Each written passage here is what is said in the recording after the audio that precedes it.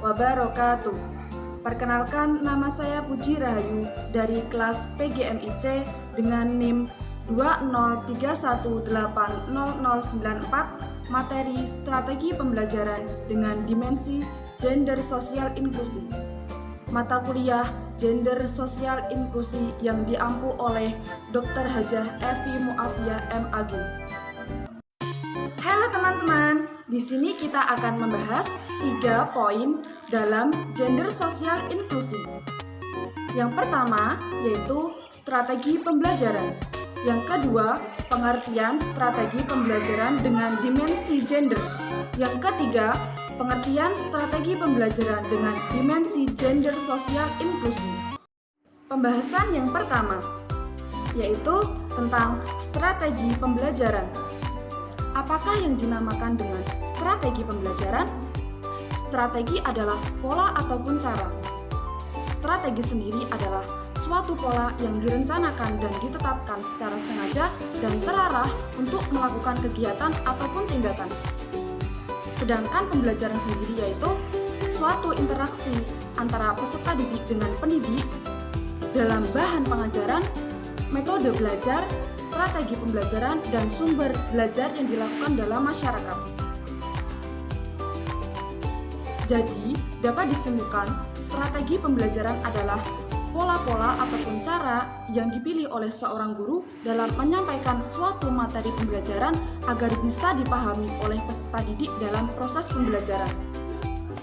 Pembahasan yang kedua yaitu pengertian strategi pembelajaran dengan dimensi gender.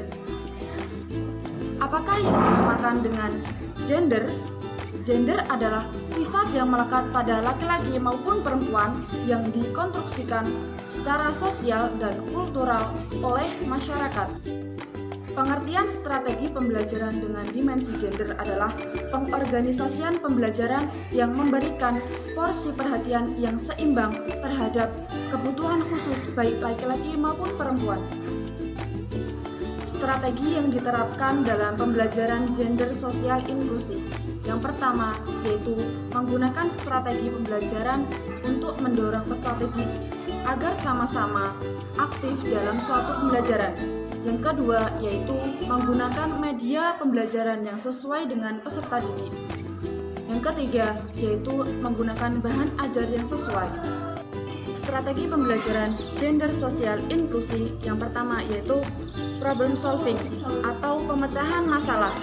Aktivitas menentukan masalah, menentukan penyebab masalah, menentukan prioritas, menyeleksi berbagai pilihan solusi dan mengimplementasi solusi tersebut.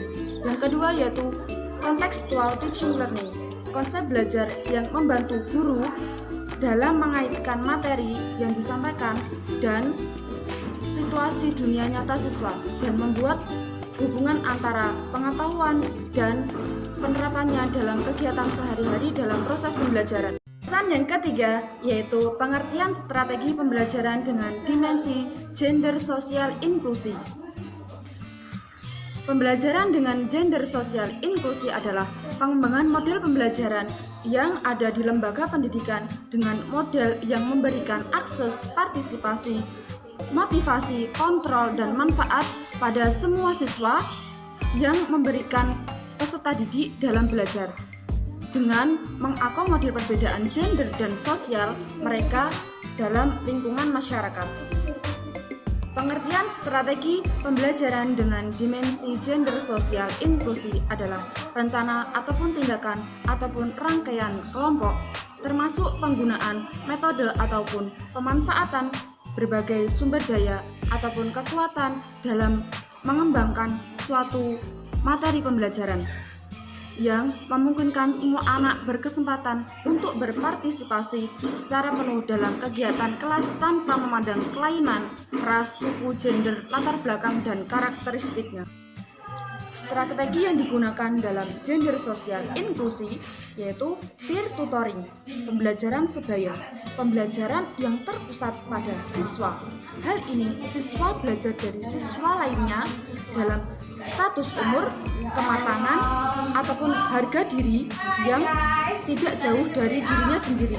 Anak tidak dipaksa dalam menerima ide-ide teman sebaya.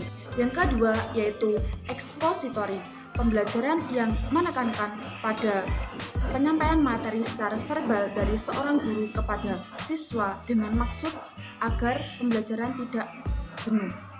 Yang ketiga yaitu inquiry, yaitu suatu rangkaian kegiatan yang melibatkan semua atau seluruh kemampuan siswa untuk mencari dan menyelidiki secara sistematis, kritis, logis, dan analitis sehingga merumuskan suatu penemuannya dengan percaya diri.